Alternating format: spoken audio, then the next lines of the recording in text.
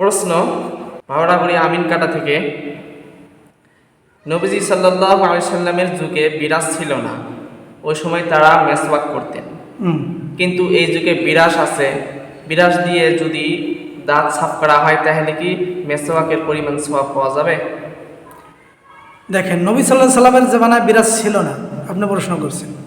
নবী সাল্লাহ সাল্লামের জমানায় বিরাজ যদি থাকতো তা নবী সাল্লাহ সাল্লাম আমার মনে হয় বিরাজ করতেন না। কারণ মেসওয়াকের যেটা ফায়দা আছে, আর আল্লাহ নবী সুন্নতের মধ্যে দুনিয়াবি এবং আখিরাতের দুইটা ফায়দা আছে। আল্লাহ নবী সাল্লাল্লাহু আলাইহি সাল্লাম গাছের ডাল দিয়ে মেসওয়াক করতেন, সেটাই আমার জন্য সুন্নত। এখন যদি বিরাজ করতেন তাহলে সেটা আমার জন্য সুন্নত হইতো। এখন আজকালকার জামানার মধ্যে যারা নাকি মেসওয়াক থাকা সত্ত্বেও বিরাজ করে, তারা নাকি মেসওয়াকের সওয়াব পাবে না।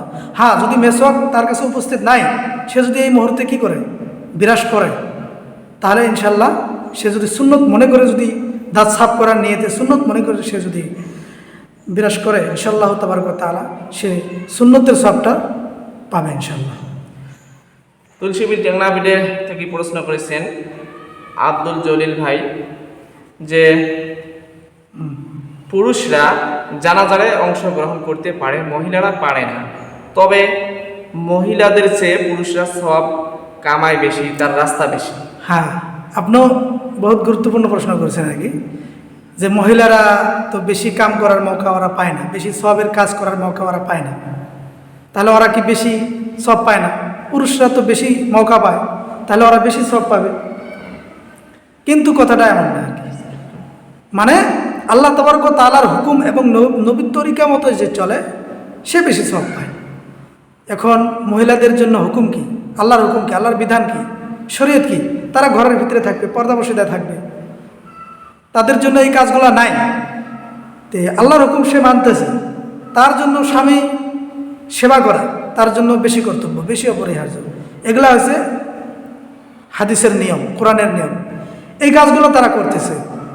আর তারা যদিও জানাজার শিরকত করতে পারতেছে না, ঈদের নামাজে বা জেহাদে যাইতে পারতেছে না। আল্লাহ নবী জামানার মধ্যে জেহাদে হয়তো কিছু সংখ্যক যাইতেন, কিন্তু বেশি যাইতেন না, পুরুষেরা বেশি যাইতেন।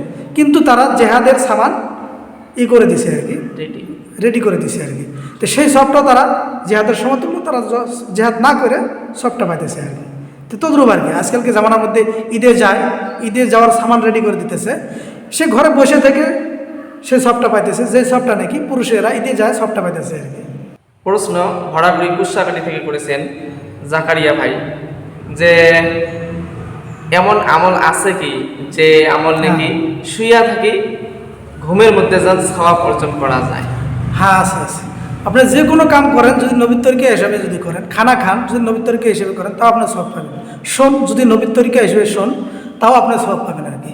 আপনার শোয়ার সময় নবীর তরিকা হিসেবে শোন, আপনি ঘুমের ঘরে সারা রাত সওয়াব পেতেছেন, অসুবিধা নেই।